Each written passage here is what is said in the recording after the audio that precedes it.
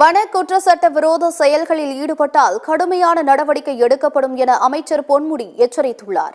நேற்று முன்தினம் பல்வேறு மாவட்டங்களிலிருந்து பழங்காலத்தில் செய்யப்பட்ட யானை தந்தத்தினால் ஆன 4 யானை சிலைகளை விற்பனை செய்ய விழுப்புரத்திற்கு வந்த 12 பேரை வனத்துறை போலீசார் கைது செய்து யானை சிலைகளை பறிமுதல் செய்தனர்.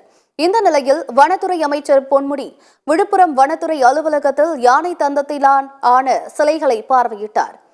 பின்னர் செய்தியாளர்களை சந்தித்த அமைச்சர் இதுபோன்று வன குற்ற சட்ட விரோத செயல்களில் ஈடுபட்டால் கடுமையான நடவடிக்கை எடுக்கப்படும் என எச்சரிக்கை விடுத்தார்.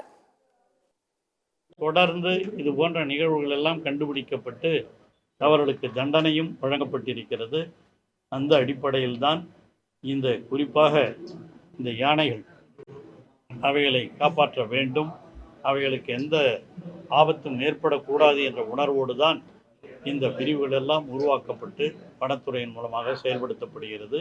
அதில் தான் இன்று இந்த விழுப்புரம் நகரில் இந்த 4ம் பிடிக்கப்பட்டிருக்கிறது. 4 பொம்மைகள் ஒரு செயினும் கண்டுபிடிக்கப்பட்டு அவர்களின் மீது நடவடிக்கை எடுப்பதற்கு ஏற்பாடுகள் செய்யப்பட்டிருக்கிறது.